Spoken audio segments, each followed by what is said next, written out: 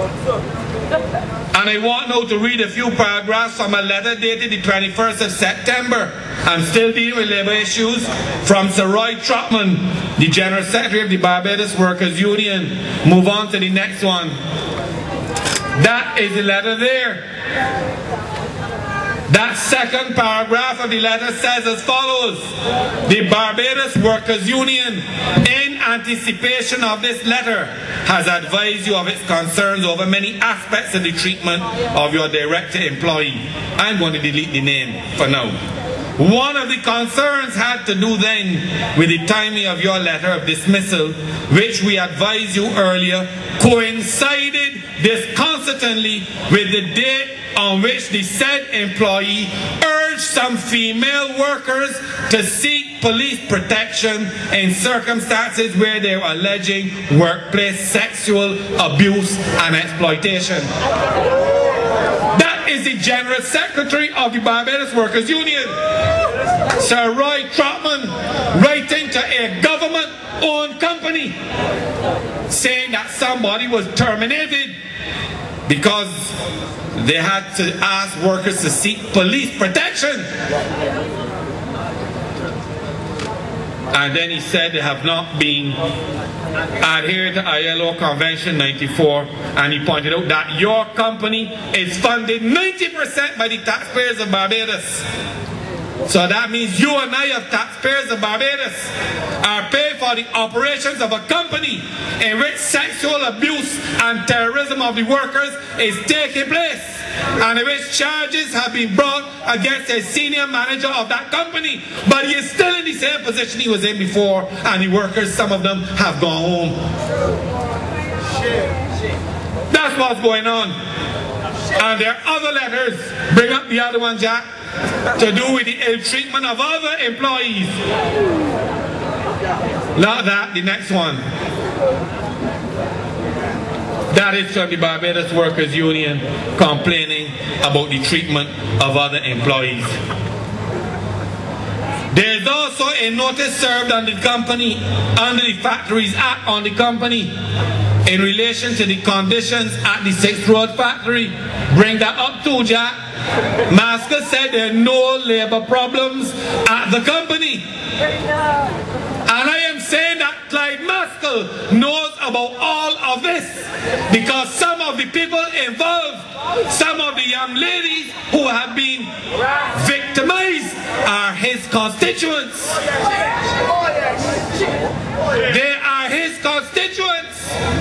And I'm not going to tell you what he told them when they came and told him what that gentleman did to them. It is a disgrace to any sitting member of Parliament in Barbados. A disgrace. Not to discuss. So understand what is going on in Barbados. And I want to paraphrase another email. Not an email, a letter from the operations manager to the chairman of Hardwood Housing Factory. You can bring that up now, Jack. In that letter, she says as follows. Take it down though, I don't want the names. Move on to the next thing, Jack. Move on, move on, move on. Right. Dear Mr. Hoyas, reissues at HHFI.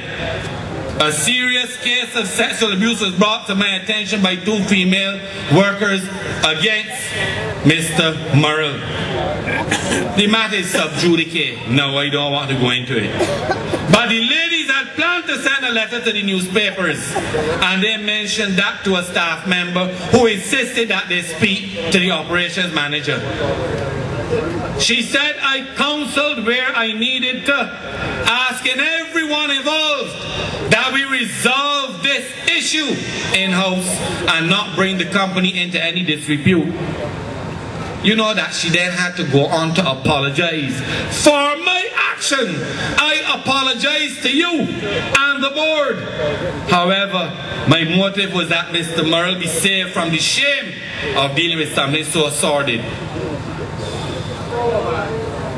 But he's still in his job. Maskell built 500 houses. I stand by him fully. He has nothing to say to the country. So the morals of Barbados can be dragged through the gutter in this way in Barbados in the year 2007. And he can write a letter to me. I am saying that the Prime Minister has an obligation to ensure the standards that we have as Barbadians in Barbados. And as taxpayers of this country, we have to stand up against practices like this because it is a company in which our money has been put. But you know what she also went on to say? There are sites being worked on without there being a record of them at sales, nor receipts of money being deposited in the Hardwood Housing account for the said work. She's telling the chairman that she had to send Mr. Murrell emails asking that all sites must have everything in place so that accurate records may be kept, as to do so otherwise opens us up to serious liability. He was not happy with my insisting that contracts must be in place and accused me of just wanting his job. All this has been going on. So what she is saying is that work was being done by employees, equipment of Hardwood was being used, materials from Hardwood was being used on various sites throughout Barbados.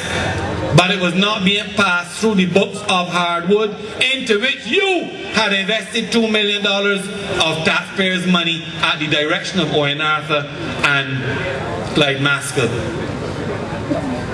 So all of these things, this same company that could not manage $2 million has been given by the government of Barbados all of these projects. Sedge Pond, St. Peter, 33 lots, 23 bedroom houses, 8 2-bedroom houses, 5 1-bedroom houses, project value $1.6 million. Kendall Hill, Christchurch, 850 lots for affordable housing. And the letter says, we are working closely with the Prime Minister. Bring up that letter for me there, Jack.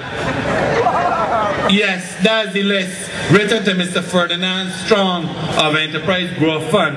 That project is worth $45,900,000. So a man who cannot manage $2 million, and Owen Arthur, who they're working closely with, and Clyde Maskell, is going to put a $45 million project in his hands. For Hill, St. Peter, 85 acres for development. Silver Hill, Christchurch, 15 lots. And I quote, Mr. Clyde Maskell has been working closely with the stakeholders and the Town and Country Planning Department to get this approved. But he's not Minister of Town Planning, which we hope will be given shortly. All of the lots on this site have been assigned to persons who have been pre-approved for finance. Ministry of Agriculture, 14 stalls and 23 kiosks. National Sports Council, 5 pavilions in St. Martin's.